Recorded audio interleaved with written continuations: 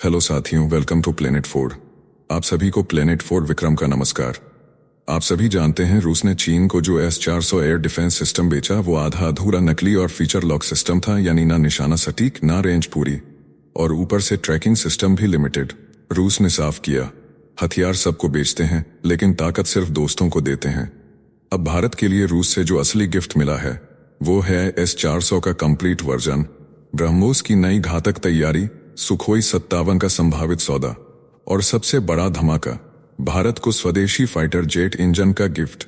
ये वही इंजन है जो भारत में स्वदेशी युद्धक विमान क्रांति को जन्म देगा, जिसका सपना दशकों से देखा जा रहा था। अब वह रूस की धरती पर साकार होने जा रहा है। इतना ही नहीं, रूस और भारत मिलकर अब ब्रह्मोस को सुपर ब्रह्मोस बनाने की दिशा में बढ़ चुके हैं, और दुश्मन की डिफेंस लाइन को छेदने की काबिलियत के साथ। अब धमाका यही नहीं थमता। भारत अब अपने खुद के देशी S-400 एयर डिफेंस सिस्टम पर काम कर रहा है, यानी अब कोई रूस, अमेरिका या फ्रांस, हम किसी पर निर्भर नहीं रहेंगे। जो सिस्टम हम खुद बनाएंगे वो हम तैनात भी करेंगे और एक्सपोर्ट भी। अब चीन बौखला गया है। ऑपरेशन सिंदूर के दौरान उसने राफेल को लेकर कीचड़ उछालने की कोशिश की। ये अफवाह फैलाई कि भारत का राफेल क्रैश हो गया, लेकिन जब फ्रांस से पूछा गया तो जवाब बेहद खतरनाक आया है, जिसे आप सभी को जान लेना चाहिए। और अब रूस की ही एक और चाल भारत को चौंका रही है। रूस अब पाकिस्तान को धीरे धीरे हथियारों और आर्थिक योजनाओं से मजबूत करने की कोशिश कर रहा है। ये वही पाकिस्तान है जो चीन की गोदी में बैठा है, और रूस अगर उसकी पीठ थपथपाने लगे तो भारत को बहुत सतर्क रहने की जरूरत है। और हाल ही में रूस के साथ सबसे बड़ी बातचीत में शामिल होने वाले थे देश के सबसे भरोसेमंद जासूस, राष्ट्रीय सुरक्षा सलाहकार और भारतीय जेम्स बॉन्ड अजीत डोभाल, लेकिन अचानक खबर आई कि स्वास्थ्य कारणों के चलते वो रूस नहीं जा सके। पूरा विश्लेषण, पूरी चालबाजी और हर एक राज खोलेंगे इस वीडियो में। देखिए, सबसे पहले नई दिल्ली से सीधी धमाकेदार खबर आई है कि रूस के राजदूत डेनिस अलीपोव ने किया सबसे बड़ा खुलासा। कहा, ऑपरेशन सिंदूर में भारत ने दिखाया अपनी सैन्य शक्ति का वो चेहरा जो पूरी दुनिया को चौंका गया।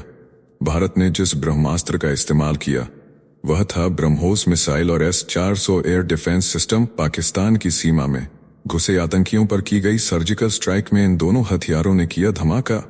टारगेट किए गए सभी ठिकाने तबाह। रूस ने भारत के साथ चल रहे रक्षा सहयोग को बताया स्पेशल और प्रिविलेज्ड।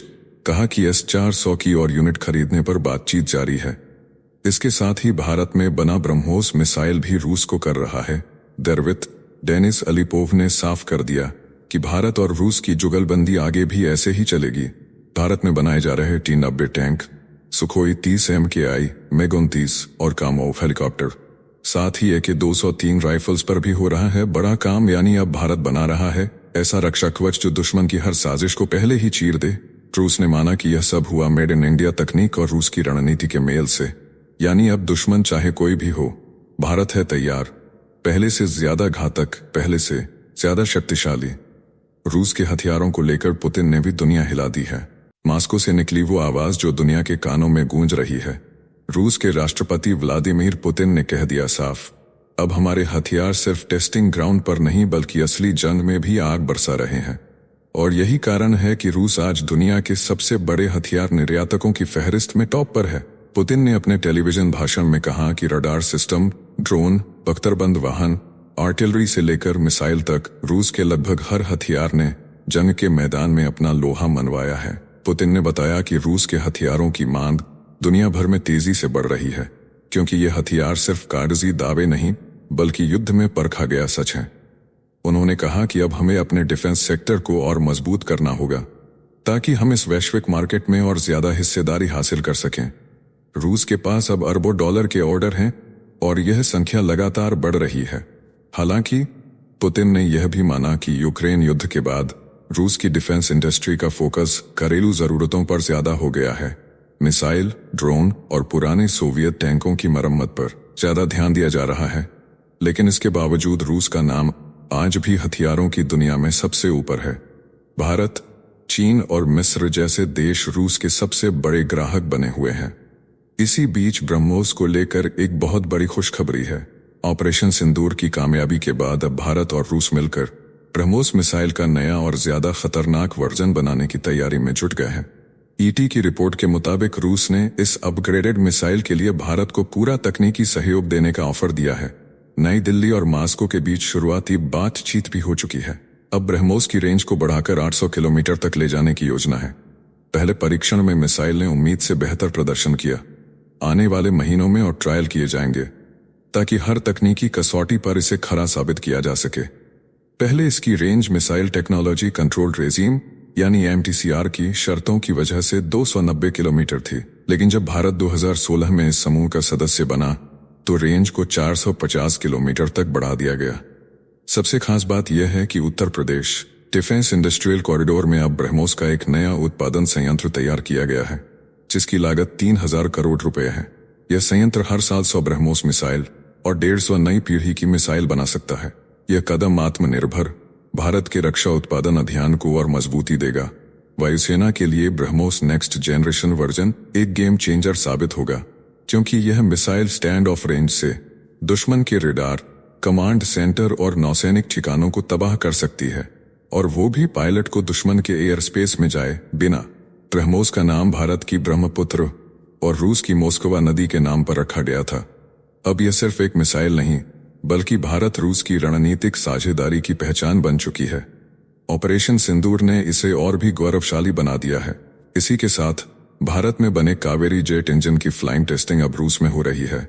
यह वही इंजन है जिसे भारत की रक्षा अनुसंधान संस्था यानी DRDO ने वर्षों की मेहनत के बाद तैयार किया है। अब इस इंजन की असली ताकत असली आसमान में परखी जा रही है। करीब 25 घंटे की टेस्टिंग अभी बाकी है, और जैसे ही स्लॉट मिलेगा यह ऐतिहासिक परीक्षण पूरा कर लिया जाएगा। इस इंजन को सबसे पहले भारत के स्टेल्थ UAV यानी बिना पायलट वाले लंबी दूरी के ड्रोन में इस्तेमाल किया जाएगा। इसके बाद आने वाले वर्षों में इसकी और पावरफुल वर्जन यानी 90 किलो न्यूटन के कावेरी 2.0 को तैयार किया जाएगा, जिसे भारत के लड़ाकू विमान तेजस मार्क 1A में भी लगाया जाएगा। इसका लक्ष्य अमेरिकी GE-404 इंजन को पूरी तरह रिप्लेस करना है, जिसके बाद भारत में फाइटर जेट इंजन क्रांति शुरू हो जाएगा। शुरुआत में यही कावेरी इंजन तेजस में लगाने का सपना था, लेकिन देरी और तकनीकी बाधाओं के कारण तेजस में अमेरिकी इंजन का इस्तेमाल करना पड़ा। लेकिन अब भारत इस सपने को फिर से जीने के लिए तैयार है। कावेरी की सबसे बड़ी चुनौती यह है कि भारत में जेट इंजन की रियल टाइम टेस्टिंग की कोई सुविधा नहीं है, इसलिए रूस का सहारा लेना पड़ रहा है। DRDO अब 5वीं पीढ़ी के एडवांस मीडियम कॉम्बैट एयरक्राफ्ट यानी AMCA Mark II के लिए भी ज्यादा ताकतवर इंजन तैयार कर रहा है। इसके लिए विदेशी कंपनियों के साथ बातचीत जारी है। दुनिया में आज भी सिर्फ 4 देश अमेरिका, ब्रिटेन, फ्रांस और रूस ही पूरी तरह से फाइटर जेट के इंजन बना सकते हैं। चीन ने भी कुछ इंजन बनाए हैं, लेकिन वह भी नकल से यानी रिवर्स इंजीनियरिंग से। यही वजह है कि आज भी चीन रूस से इंजन खरीदता है। कावेरी को तैयार करना भारत की आत्मनिर्भरता की उड़ान है, एक ऐसा मिशन जो न केवल भारत को रक्षा में ताकतवर बनाएगा, बल्कि टेक्नोलॉजी में भी सुपर पावर की तरफ ले जाएगा। इसी बीच भारत इलेक्ट्रॉनिक्स लिमिटेड यानी BEL अब देश का देसी S-400 जैसी मिसाइल प्रणाली बना रही है। नाम है प्रोजेक्ट कुशा। आने वाले 12 से 18 महीनों में इसका प्रोटोटाइप तैयार हो जाएगा। फिर इसकी यूजर ट्रायल होगी जो 12 से 36 महीनों तक चल सकती है। यानी अब भारत के पास विदेशी मिसाइल पर निर्भरता खत्म होने वाली है। प्रोजेक्ट कुशा में DRDO और BEL मिलकर अत्याधुनिक रडार और कंट्रोल सिस्टम पर काम कर रहे हैं। ये प्रणाली ड्रोन, फाइटर जेट और दुश्मन की मिसाइल को दूर से ही पहचान कर पल में खत्म कर देगी। BEL को सिस्टम इंटीग्रेटर बनाए जाने की पूरी उम्मीद है, यानी यह भारत की सबसे बड़ी एयर डिफेंस कंपनियों में एक होने जा रही है। सिर्फ यही नहीं, BEL QRSAM यानी quick reaction surface to air missile system पर भी काम कर रहा है, जिसकी कीमत 30,000 करोड़ रुपए तक की हो सकती है। यह प्रोजेक्ट भारतीय थल सेना और वायुसेना दोनों के लिए है और इसका ऑर्डर जल्द मिलने की उम्मीद है। अभी हाल ही में BEL का आकाश तीर सिस्टम सेना में शामिल किया गया है, जो अब एक्शन में आ चुका है। यह सिस्टम दुश्मन की हवा से आने वाली किसी भी चुनौती पर तुरंत जवाब देने में सक्षम है और पूरी तरह स्वदेशी है। ऑपरेशन सिंदूर में यह अपना दमखम दिखा चुका है। भारत ने अब रूस से लिए गए S-400 ट्रायम्फ सिस्टम से सीखकर खुद के सिस्टम पर फोकस किया है, क्योंकि भारत चाहता है कि उसकी हर मिसाइल और हर सिस्टम अब देश की मिट्टी से बने। प्रोजेक्ट कुशा उसी आत्मनिर्भरता की मिसाल है। उधर दुनिया को झटका देते हुए एक बड़ा खुलासा हुआ है। रूस ने चीन को जो S-400 air defence missile system दिए थे, उनमें रूस ने जानबूझकर कई अहम तकनीकें ब्लॉक कर दी थीं, यानी चीन को मिला अधूरा हथियार। यह खुलासा चीन के ही विश्लेषकों ने किया है, जिन्होंने पाया कि S-400 सिस्टम ना तो सार्वजनिक रूप से दिखाई देते हैं और ना ही सेना की रिपोर्टों में इनका कोई खास जिक्र होता है। बीजिंग ने साल 2014 में रूस से अरबों डॉलर की डील करके S-400 सिस्टम खरीदे थे। चीन को उम्मीद थी कि इनसे वह एक अपराज्य या डिफेंस नेटवर्क तैयार कर लेगा, लेकिन रूस ने अपने दांव में चीन को ही उलझा दिया। रूस ने सुरक्षा के नाम पर इन सिस्टम्स के सबसे खतरनाक फीचर को ब्लॉक कर दिया, ताकि चीन न तो इन तकनीकों की नकल कर सके और न ही रूस की बराबरी कर पाए। चीनी एक्सपर्ट्स ने जब इन सिस्टम्स की गहराई से जांच की तो उन्हें समझ आ गया कि रूस ने सिस्टम के अंदर ही एक सुरक्षा कवच डाल रखा है, जिससे असली क्षमता चीन तक पहुंच ही नहीं पाई। रूस के एक रक्षा सूत्र ने बताया कि एक्सपोर्ट वर्जन, यानी जिनके नाम के साथ ई लिखा होता है, वे सिस्टम हमेशा सीमित क्षमताओं के साथ दिए जाते हैं, लेकिन भारत जैसे भरोसेमंद देशों को अलग वर्जन यानी आई मिलता है। चीन के लिए के वर्जन होता है, जिसमें बहुत कुछ कटा होता है। रूस ने यह चाल चलकर चीन को टेक्नोलॉजी चुराने से रोक दिया और साथ ही अपनी सैन्य बढ़त को भी सुरक्षित रखा। अब चीन के पास सिर्फ खोखला दिखावा बचा है और रूस ने दुनिया को बता दिया है कि वो अब भरोसे की नहीं चालाकी की राजनीति कर रहा है। यानी रूस ने चीन को सिखाया सबक, हथियार बेचे लेकिन दिल नहीं खोला। एक तरफ भारत और रूस को गले लग रहा है, जबकि चीनी प्रोडक्ट को देश से बाहर निकालने की तैयारी कर रहा है। गुजरात की धरती से प्रधानमंत्री नरेंद्र मोदी ने चीनी प्रोडक्ट्स के खिलाफ ऐसा हमला बोला कि पूरे देश के बाजारों में हलचल मच गई है। पीएम मोदी ने साफ शब्दों में कहा कि अब वक्त आ गया है जब देश को विदेशी सामान की लत छोड़नी होगी। पीएम मोदी ने छोटे व्यापारियों से अपील की कि चाहे मुनाफा कम हो, लेकिन विदेशी सामान बेचना बंद करें। उन्होंने तंज कसते हुए कहा कि गणेश चतुर्थी पर भी विदेश से मूर्तियां आती हैं, वह भी ऐसी जिनकी आंखें ठीक से खुलती तक नहीं। विदेशी गणेश की छोटी आंखें भारत की आत्मा को चुभती हैं। होली के रंग से लेकर दीपावली की सजावट तक सब विदेशी हो गया है। यह शर्म की बात है। प्रधानमंत्री ने देशवासियों को चुनौती देते हुए कहा कि घर जाकर अपने 24 घंटे का हिसाब लगाएं कि कितनी चीजें विदेशी इस्तेमाल कर रहे हैं। उन्होंने कहा कि आपको पता भी नहीं चलता, लेकिन आप जो हेयर पिन या कंधा इस्तेमाल करते हैं वह भी विदेशी होता है और यही सबसे बड़ा खतरा है। पीएम मोदी ने यह भी कहा कि अगर भारत को बचाना है, भारत को बनाना है और भारत को आगे बढ़ाना है तो यह सिर्फ सेना का काम नहीं, बल्कि 140 करोड़ नागरिकों की जिम्मेदारी है। उन्होंने इसे ऑपरेशन सिंदूर की असली भावना बताया। चीन की सस्ती और घटिया चीजों ने भारत के बाजारों को बाढ़ की तरह घेर लिया है। पटाखे, खिलौने, मूर्तियां और सजावट की लाइट्स तक सब कुछ चीन से आ रहा है, जिससे भारत के स्थानीय कलाकार और निर्माता बुरी तरह प्रभावित हो रहे हैं। अब भारत का हर नागरिक ही बनेगा भारत की सुरक्षा का सिपाही। विदेशी चीजों का बहिष्कार ही असली राष्ट्रधर्म है। उधर चीन भारत के राफेल को बदनाम करने के लिए कोई कसर नहीं छोड़ रहा। चीन ने एक बार फिर अपनी चालाकी दिखाई और भारत के राफेल जेट को बदनाम करने की साजिश रच डाली। हांगकांग से संचालित फीनिक्स टीवी ने ऑपरेशन सिंदूर के दौरान राफेल की भूमिका पर सवाल खड़ा किया, लेकिन फ्रांस की वायुसेना ने चीन की चाल को उसी के खेल में मात दे दी। फ्रांसीसी एयरफोर्स के प्रवक्ता कर्नल वर्नेट ने कहा कि घटना की विशिष्ट परिस्थितियां अभी भी रहस्य में डूबी हुई हैं और बहुत अधिक जानकारी की पुष्टि नहीं की जा सकती है। लेकिन राफेल 20 वर्षों से सेवा में है और यह पहला मौका होगा जब युद्ध के दौरान उसे कोई नुकसान हुआ होगा। यानी चीन के झूठ का पर्दाफाश फ्रांस ने कर दिया। उन्होंने जवाब देते हुए आगे कहा कि हम स्पष्ट रूप से इन घटनाओं का यथासंभव बारीकी से फॉलो कर रहे हैं, लेकिन आज मुख्य बात जो हम देख सकते हैं वह यह है कि राफेल 20 वर्षों से सर्विस में है और 20 वर्षों से लड़ाकू उपयोग में है। और यदि यह सच है कि कोई नुकसान हुआ है, तो यह इस युद्धक विमान का पहला युद्ध नुकसान होगा। यह पहली बार है जब फ्रांसीसी सेना ने राफेल जेट को लेकर कुछ कहा है। आप समझदार हैं, समझ गए होंगे कि सच्चाई क्या है। भारतीय वायुसेना के वरिष्ठ अधिकारी पहले ही कह चुके हैं कि ऑपरेशन सिंदूर के दौरान सभी पायलट सुरक्षित लौटे और नुकसान हवाई युद्ध का हिस्सा होता है। इस ऑपरेशन में भारत ने पीओके और पाकिस्तान में 9 आतंकी ठिकानों को तबाह किया था। भारत के राफेल फाइटर जेट ने उस युद्ध में न केवल ताकत दिखाई, बल्कि चीन के दिए रडार और डिफेंस सिस्टम को धूल चटा दी। राफेल की एंट्री के बाद भारत की एयर पावर अजेय हो चुकी है। चीन अपने J-10C फाइटर को बेचने के लिए भारत के राफेल पर कीचड़ उछाल रहा था, लेकिन फ्रांस की सच्चाई ने उसकी साजिशों की जमीन हिला दी। इसी बीच रूस और चीन की दोस्ती भी नजर आई है, लेकिन सिर्फ दिखावे की। मॉस्को में आयोजित सुरक्षा सम्मेलन में एक चौंकाने वाली और सनसनीखेज झलक देखने को मिली जब रूस के सुरक्षा परिषद सचिव सर्गेई शोइगु ने चीन के शीर्ष अधिकारी चेन वेनकिंग को यूक्रेन युद्ध में कब्जे में लिए गए नेटो देशों के हथियारों की प्रदर्शनी दिखाई। इस प्रदर्शनी के जरिए रूस ने दुनिया को यह सख्त संदेश दिया कि वह अब सिर्फ मुकाबला नहीं कर रहा बल्कि युद्ध से सीखकर अगली रणनीति बना चुका है। रूस ने अमेरिका, फ्रांस, जर्मनी, इटली और बेल्जियम जैसे देशों के बनाए हथियार, माइंस और ड्रोन चीनी प्रतिनिधिमंडल को दिखाए जिनमें कई अत्याधुनिक और युद्ध में इस्तेमाल हो चुके सिस्टम शामिल थे।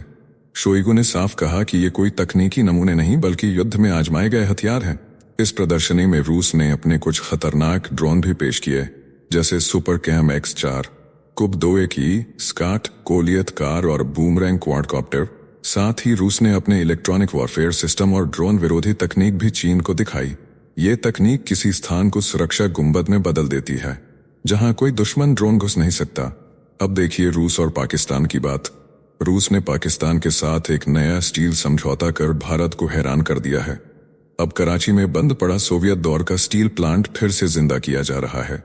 इस प्रोजेक्ट से पाकिस्तान का स्टील आयात 30% तक घटेगा और $2.6 बिलियन के विदेशी बिल में भारी कटौती होगी। रूसी विशेषज्ञों की मदद से यह प्लांट अब घरेलू लौह अयस्क को संसाधित करेगा। प्लांट को उन्नत तकनीक से लैस किया जाएगा जिससे स्क्रैप और अर्धनिर्मित उत्पादों पर निर्भरता भी घटेगी। इसी के साथ पाकिस्तान और रूस के रिश्ते और गर्म हो रहे हैं। पहले सस्ते तेल की डील, फिर गैस पाइपलाइन और अब समुद्री कार्गो सेवा के बाद अब स्टील प्लांट समझौता। हर कदम भारत के लिए खतरे की घंटी बनता जा रहा है। रूस जिसे भारत अपना सबसे पुराना और भरोसेमंद रणनीतिक साथी मानता था, अब भारत के दुश्मन पाकिस्तान की आर्थिक रीढ़ मजबूत करने में जुटा है।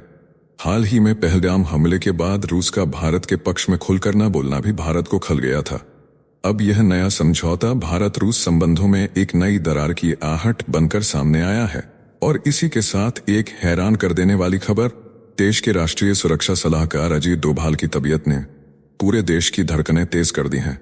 80 वर्ष की उम्र में वह मौसमी फ्लू यानी सीजनल इन्फ्लुएंजा से जूझ रहे हैं। उनकी तबीयत इतनी नाजुक हुई कि उन्हें रूस में होने वाली 3 दिवसीय अंतर्राष्ट्रीय सुरक्षा बैठक से खुद को अलग करना पड़ा। डोभाल की उम्र और मौसमी फ्लू का यह मेल डॉक्टरों के लिए चिंता का विषय बन चुका है। विशेषज्ञों की माने तो 80 वर्ष से अधिक उम्र के लोगों में इस बीमारी के कारण निमोनिया, ब्रोंकाइटिस, हार्ट प्रॉब्लम और सांस की दिक्कतों का खतरा कई गुना बढ़ जाता है। भारत में हर साल 5 से 10% वयस्क इस फ्लू से प्रभावित होते हैं, लेकिन 80 वर्ष के ऊपर के लोगों में इसके गंभीर होने की आशंका 30% तक पहुंच जाती है। तेज बुखार, सिर दर्द, मांसपेशियों में दर्द, गले में खराश और सूखी खांसी जैसे लक्षणों ने डोभाल को आराम पर मजबूर कर दिया है। उनकी अनुपस्थिति में भारत की रणनीतिक उपस्थिति पर भी असर पड़ सकता है। डोभाल न केवल एक पद है बल्कि भारत की खुफिया ताकत की रीढ़ है। ऐसे में उनका बीमार होना सिर्फ एक स्वास्थ्य खबर नहीं बल्कि देश की सुरक्षा रणनीति में एक खालीपन की तरह देखा जा रहा है।